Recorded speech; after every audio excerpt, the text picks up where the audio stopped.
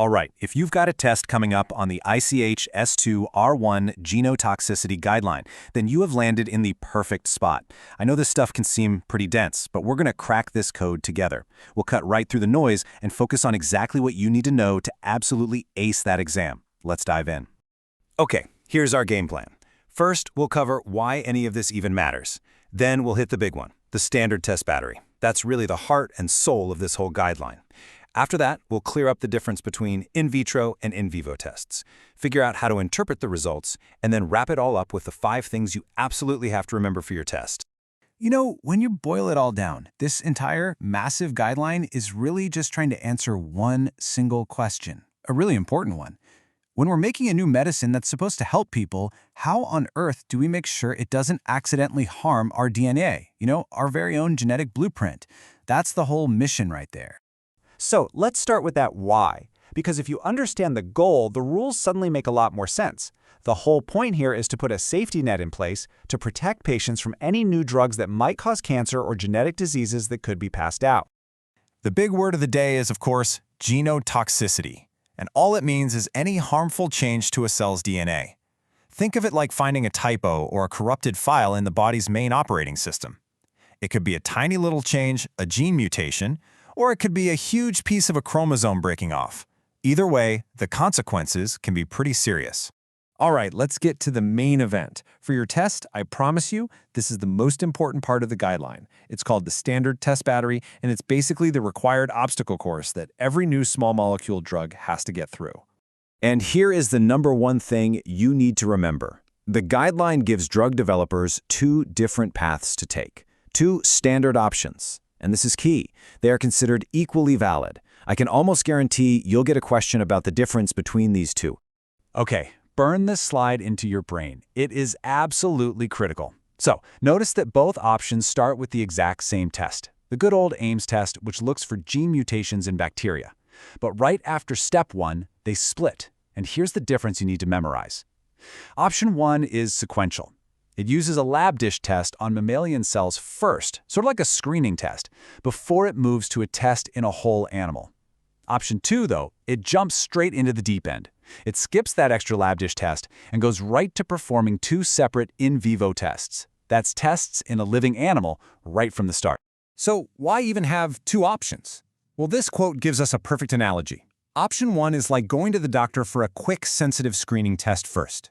If that shows something, then you go for the more specific in-depth diagnostic. It's a step-by-step approach. Option 2 is more like running 2 big comprehensive diagnostic tests from the very beginning. You go straight to the most complex system, the whole animal, to get your answers. And again, the key thing to remember is that regulators say, yep, both of these are totally valid ways to assess safety. Okay, so I've been throwing around the terms in vitro and in vivo a lot. To really get what's going on in those test batteries, we have to make sure we know exactly what these words mean.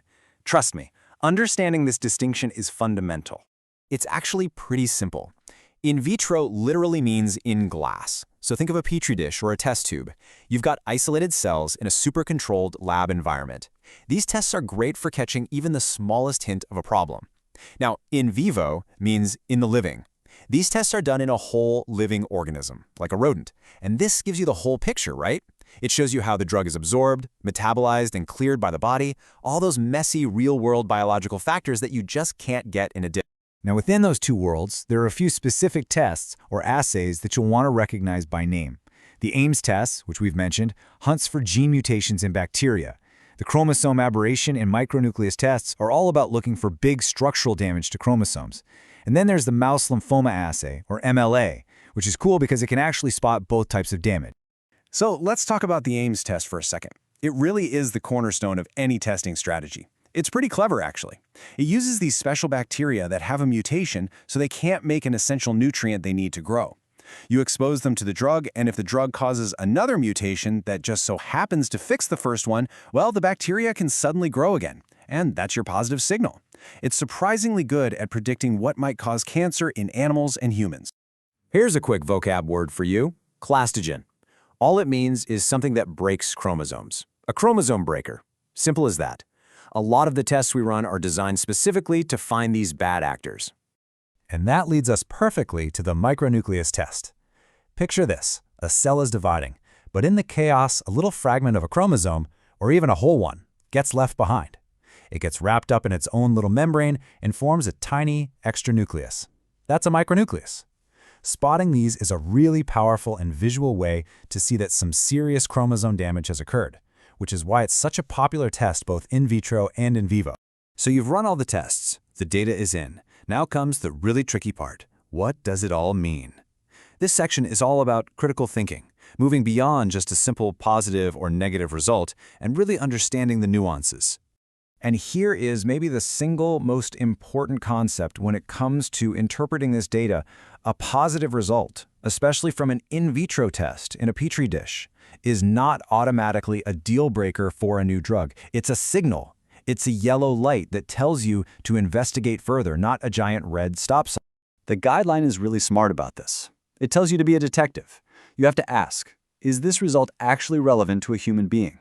Did the damage only happen at a crazy high concentration that no patient would ever experience? Or did it happen because the lab conditions got weird, like the pH went way off? Or maybe the cells were just dying from general toxicity anyway?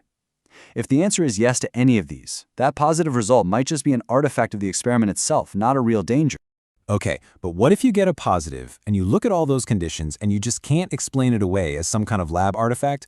What's the protocol then? Where do you go from there? Well, there's a very clear follow-up strategy. First, you might do some more lab work to figure out how the damage is happening. But the most critical step is that you have to move into a living system.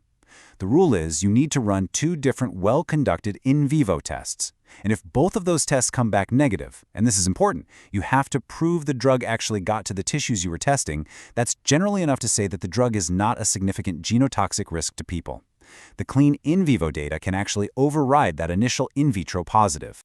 Phew. Okay. We have covered a ton of ground. So let's take a second and boil it all down to the absolute must-know points. If you're cramming right now, this is the slide to screenshot. Seriously, if you remember nothing else, remember these 5 things. All right, let's lock these in. Number 1, the whole point of S2R1 is to find potential human carcinogens and mutagens. Simple. Number 2, there are 2, count them, 2 equally valid test battery options. Know the difference between sequential option 1 and parallel in vivo option 2. Number 3, the Ames test is the mandatory starting point for both options, no exceptions. Number 4, a positive in vitro test is not the end of the world. You have to check for biological relevance, and 2 clean in vivo tests can save the day. And finally, number 5, an in vivo test doesn't count if you can't prove the drug got to where it needed to go. No exposure means no conclusion. And I'll leave you with this final thought to chew on. This whole guideline is about safety, for sure. But think bigger for a second. If we truly understand exactly how a drug interacts with DNA, down to the last detail, could that change how we use it? Could it help us figure out the perfect dose or decide which patient should get it? Could it even uncover new uses for it? That's where this knowledge stops being about just passing a test and starts being about shaping the future of medicine. Good luck with your studies.